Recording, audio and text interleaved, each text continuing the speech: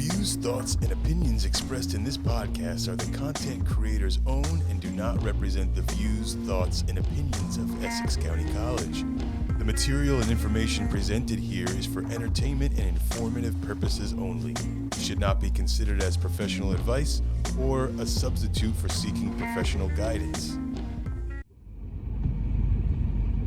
Aí não tem dinheiro com prata que chega. Pode ganhar 500 mil.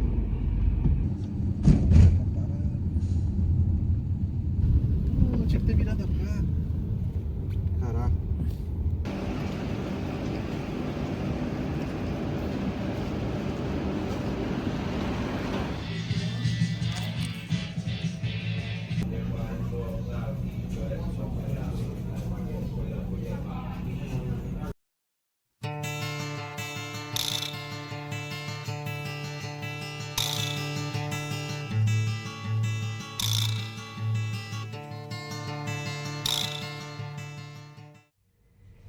This is a tree, and this is an empty staircase.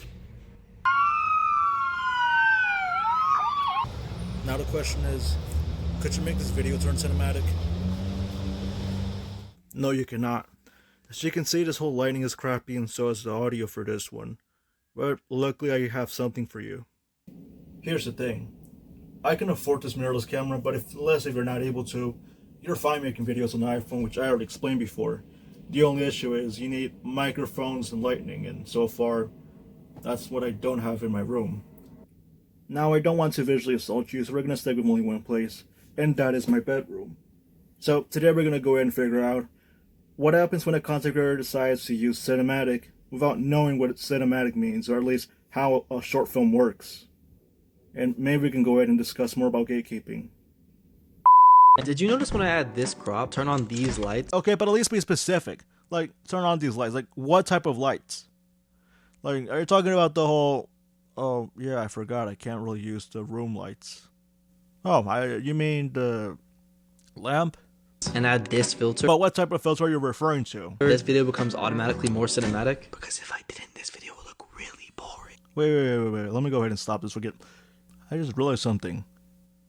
This is literally the same script. Like, be original at least. Creator Maxi. Now everyone knows cinematic storytelling is going viral on Instagram. Oh, spare me. Just spare me. Storytelling isn't even a trend. Yes, storytelling is important, but you don't go out and put in cinematic and storytelling within the same sentence. Have you ever considered doing a film analysis? But most creators think you need film school or expensive gear to pull it off. And honestly, it makes me sad to see people give up before they even try. Okay, so one thing I will say is this. Film school. You don't really need any of these things, but they're optional. I feel like with gear, most people are going to try and say, oh, you need a full frame camera to become professional, or you need to go to NYU, or you got to go to the School of Visual Arts, which I cannot afford. The constant camera movement increases viewer retention to get you way more views. Do you have a statistic that proves all of that? Your retention really depends on the content. Not just camera movements, not just editing. Step 2 is your border. While you can use film mats that are a bit overdone. So you're saying that film mats are overdone, and yet you're the same person who's going to go ahead and say, oh, if I crop this video, then it's going to look cinematic. Let me go ahead and turn on these lights. And instead, I use 3x4, 1x1, or 16x9 crops to get that movie effect. And that further proves my point. This movie effect, I go ahead and use 16x9 for...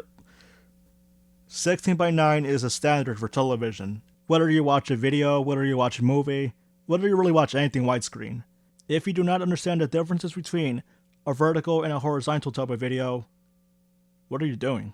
Step 3 is lighting. I know it can seem scary, but all you have to do is add a backlight, a side light, and shuffle through my LUTs. Using LUTs does not mean that you're a professional. At least try to go ahead and manually color grade, and at least try to understand what lighting is. Because for an example, if you go ahead and make a whole video without lighting, and you say, oh, let me go ahead and fix this in post through my LUTs, that video is not going to look any better. In fact, you're only destroying your video's codecs. You're making your image quality worse. Did I hear you're still getting blurry photos? Dude, you're not that cool doing that. Well, thank goodness for Google Photos, because get ready to unblur any blurry photos or moments like that. Let me show you. Is your photo a little... This image itself looks good. Like, I don't see a problem with being blurry. You know what? Maybe I'm gonna tell you this again. Maybe I have to tell you this now. If you try to let Google Photos unblur them for you, then that's called a skill issue. Like, go ahead and try to use the camera yourself. You have a lens. Use them properly. You need a cameraman to go ahead and learn how to focus. If you want to make it dreamy, fine. Make it blurry as possible. But if you go ahead and make it unblurry, then this video itself would look boring. Well, what if your girlfriend accidentally takes a blurry photo of you? Well, unblur it. And I think I've said my point already, and I'm going to say it again. If you let Google Photos unblur the photos for you, then you have a skill issue. Use your camera properly, and then I'll be impressed. More cuts equals more engagement. I'm going to tell you this right now. Do not follow this advice. It's calling visual assault, because you're trying to mimic CoComelon type of editing. And you know, I don't even like or care about CoComelon, so... The human attention span is here, so the amount of shots you have need to be here. It's recommended to have a shot or cut every 2 seconds. Okay, you know what? I'm going to go ahead and just stop this there, and we'll just try a little experiment. So, let me go on camping to see if this type of video works. And if it doesn't, this video sucks.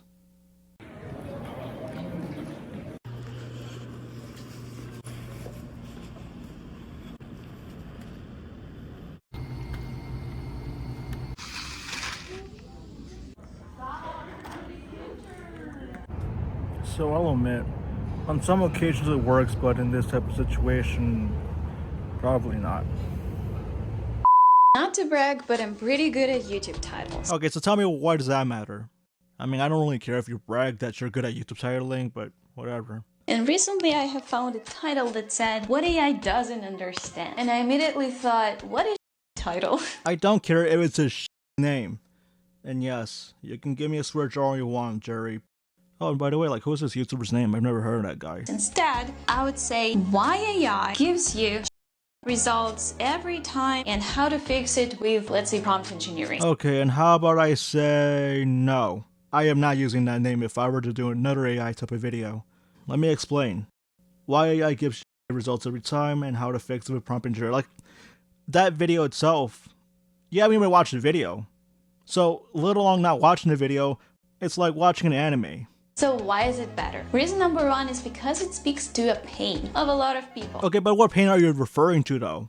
The title itself should not be based on a forced emotion of pain and all of that. Second reason is because it's specific, not because why I don't like AI, right? That's vague. But specifically what the problem is with it is because it gives results. So if you're going to be saying the specific, why can't you just name the title, How to Fix It Without Prompt Engineering? Oh wait, I just realized I read it wrong. It's meant to say, How to Fix It with Prompt Engineering. Maybe you should have just combined these titles all together and make up an original title, not just go ahead and put in two separate ideas to think it's specific. And the last reason is because you are given a certain fix. You can write in the end and how to fix it with prompt engineering. Now I understand the third reason, but guess what? I stand by from what I already said previously. And if you want to be specific, how to fix the AI with prompt engineering. Like, that's a better idea. Like, that's a better title itself than whatever you called it. But if you don't really have time to elaborate your titles, comment 100 and I'll send you my 100 handpicked viral title templates. And that's another thing that I hate about this video. Like, you don't go ahead and just comment down a certain word, and then some guy or some woman is going to give you 100 viral title templates. Sure, it's a good idea to add some templates, but at least be original to it, so I'm not stealing someone else's footage or stealing someone else's property. It's so bad. Look at this. Please, shut up. I know it's bad, but you don't have to over-exaggerate it. This is for my London book. What an awful photo. Oh no, I guess the photographer did an awful job at this photo. Well, too bad for you, because I now have an iPhone 17 Pro. Sucks to be you. But I had this idea. If I use one of my AI preset in Lightroom, like the AI... Okay, no, that's a bad idea. Just like what I already said with presets or LUTs. No matter how many presets, no matter how many LUTs you play around with, it's going to ruin your video's codecs, it's going to ruin the raw images, and then you're going to say it's completely awful. Yeah, let's take the AI Blue Hour preset. I think if you click on the AI night filter, then it's going to look way better than the Blue Hour filter. That's just my opinion. Boom, I love this. You know, this is going to end up in my book because this one is so bad. Stop cutting your clips manually in DaVinci Resolve. Well, guess what? There is no wrong way to edit a video. And whether you use CapCut, then there's no shortcut on the phone. If you decide to go ahead and manually cut the video yourself, then there's nothing wrong with it. If you decide that you want to use a shortcut, go for it. Instead, try this. Select the video you're working with. Then go to the clip menu, choose audio operations, and click Ripple Delete Silence. So I'm going to give you a free podcast tip.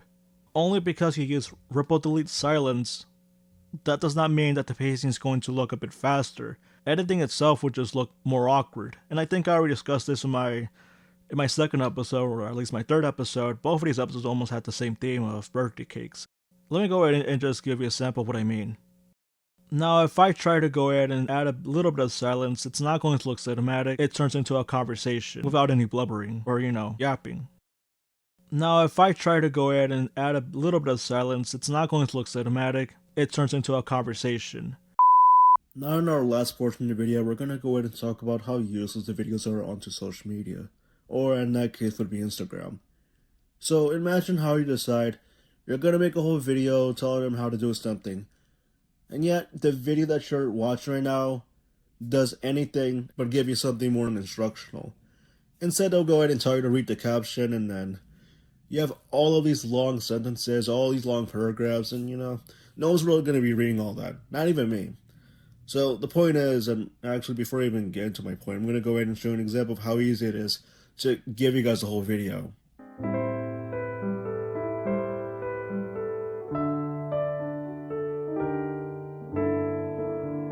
All that took was just 1 hour, or at least over an hour for me to go ahead and do a whole video. So the point is, if you're just going to go ahead and spend more time on writing, but you won't be telling us on video, what's even the point of making one? So at the end of the day, I'm just saying is, sometimes content creators are useless and even they're pointless. And sometimes that includes myself, but I digress.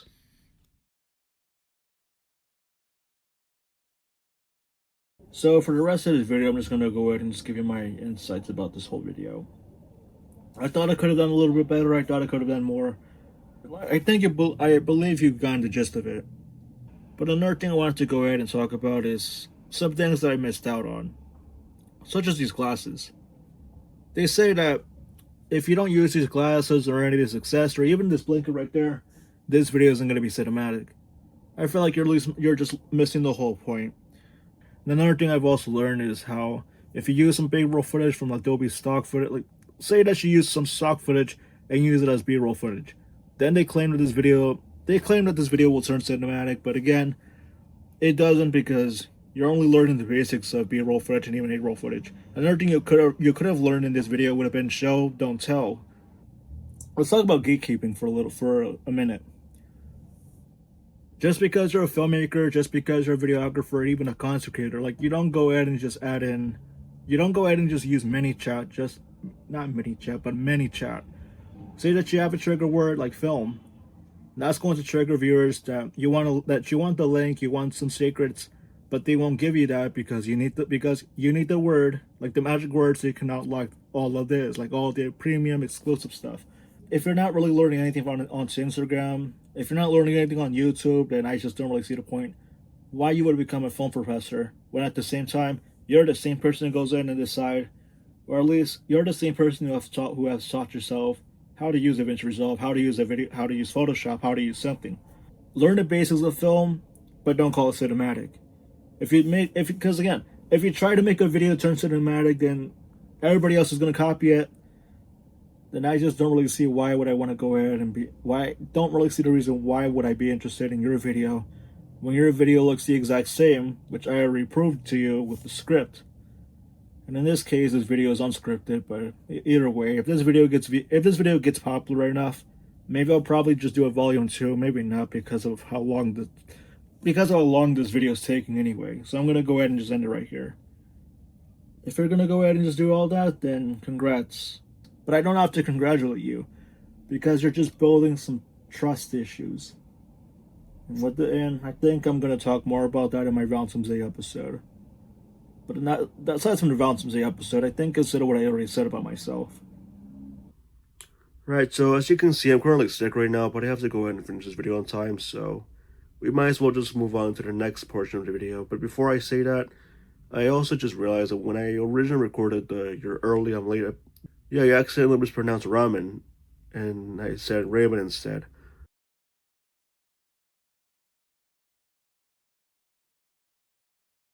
But anyways, welcome to questions and answers, where you guys just give me a question, or at least you send me guys a question. I'll be answering to all of your questions here at my bedroom. Let's just say you go to a professor, or at least a teacher in high school. Something they're not really going to care about you. So at this point, I wouldn't just go ahead and say just stick with the classes that you go to, but you also have to learn something new aside from just doing video production, aside from doing music. But then again, there's an upcoming episode I may plan to record, and this is just the consequences of even joining a club.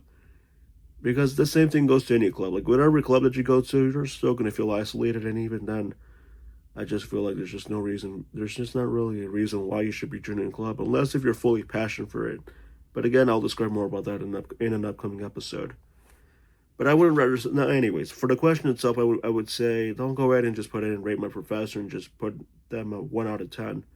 Or at least a 1 out of 5 stars. That's only a less if you don't really like the curriculum, and less if you don't really like the teacher at all. So rather instead, I would just say to go ahead and find your counselor near you, and then maybe try to go ahead and change your schedule. If there's any new hobby that you want to try, then go ahead and just go for it. Just don't go ahead and just make your own assumptions, but rather than just try first. That's why my reason being is just to go ahead and have some patience, rather than to go ahead and just join clubs quickly, or even try to join a different class quickly, and then you get yourself lost. Well, for me, I would rather say maybe to become a less of a sociopath than what I used to be. I feel like I just have to go ahead and find a passion for myself, because I feel like if you're just gonna do a YouTube video, then maybe it'll work, but sometimes it just doesn't. So what I'm trying to say is, I try to go ahead and treat all the clubs well. At least I'm just trying to treat myself better. But at the end of the day, there are going to be times where my family causes more problems, and when there's always problems, then the solutions are always there, but they just make it complicated. So that's why I have to go ahead and try to seek some help, and maybe try to consider what purpose am I going to do, like what I'm going to be doing after college, and what I'm going to be doing after this podcast ends. Now, if you already saw the episode where I said Jon takes a detour, this was mostly just me saying that I just tried my best to go ahead and announce that I was going to take a break. One of the main reasons was just because I was lacking out of ideas and lack of materials. So I don't have much to say about this question. Otherwise, let's just go ahead and say this is more about my own stressed out. This is more about exhaustion towards my content. When I was in college, I would say I didn't really have any plans of joining the podcast club at all, because I didn't really know much I knew a lot about content creation, but at first I was interested in television production, which is why I decided to go to the film club. But I already discussed my whole challenges with it, and then I described, like, turns out you're supposed to be doing some screenwriting. So in that case, only if you have a script, you can go ahead and start making your own film, but that also includes some group assignments. So you have to go ahead and make your own script, you have to go ahead and shoot the video, but before you do that, you have to consider who's responsible for this video, or at least who's responsible for the short film. So it's more like only you can decide what you're going to be doing next, instead of what club member, or at least what club advisor is going to ask you or tell you. I didn't even know that the school even had a podcast club to begin with, up until I went to see Mr. Odd, and then I went to see Samantha, and then they go ahead and just tell me when I'm going to be doing my show, like what am I going to talk about. So in that case, this was more about motivation, and there was just basically plans for me to go ahead and do my show. But otherwise, that's just one of the main reasons why you decided to go ahead and advertise my show throughout the digital outcast, and even podcast club presents Meet the Potters. Before I even go, there is one more thing I would like to go ahead and discuss about, and this was more like a comment by one of my former friends at Central High School. Just try to keep your head up. Don't give up yet. Just because I decided maybe I need to take a break doesn't mean I should go ahead and quit production. Even at the cost of, even if there's a cost of viewership, even if there's a cost of something, you have to go ahead and just try something new. Just don't go ahead and give up yet, and even if you don't try to give up, at least just try something new. But that's all I can really say, and that's all I can commentate on this comment. Thank you guys for submitting these questions and comments, but Yeah, until I feel better, I'm not going to go ahead and I'm probably not going to continue this episode for a little longer, so I'm going to go ahead and end it here. So hope you guys enjoyed that video, because it just took me over a month to finish this video, and it's been the most stressful one since I had to work on both my documentary and the short form SLAOs video. So now before I go, I just want to give you guys some updates. Apparently Mr. John's not going to be here, which means I will not be able to showcase you guys what's going to happen next week. So if you want to know what's going to happen, whether my documentary is going to make it in, or whether I have to present my documentary for Podcast Club Presents, you'll have to stay tuned tomorrow on XGR24 on Instagram. That's when I will give you guys my announcement. But you won't be seeing her here on Essex County College, or at least the Podcast Club, or the SLAOESSEX YouTube channel. So you won't be able to see that outcome. You'll only be able to see it on Instagram. So make sure you follow me there. But until then, I think I've said enough. Anyways, I'm going to be turning 20, by the way, so, I'd like to wish myself a happy birthday, because you won't be seeing me here on January 9th, but it really is what it is for me. So, from all of us that goes to the Incorporated, I would like to wish you all a Merry Christmas, Happy Holidays, and a pleasant New Year. This also includes for the Podcast Club, too. So, then next time, have a pleasant good night. And I will catch you guys in 2026. This has been a production of the Essex County College Podcast Club. Copyright 2024, all rights reserved.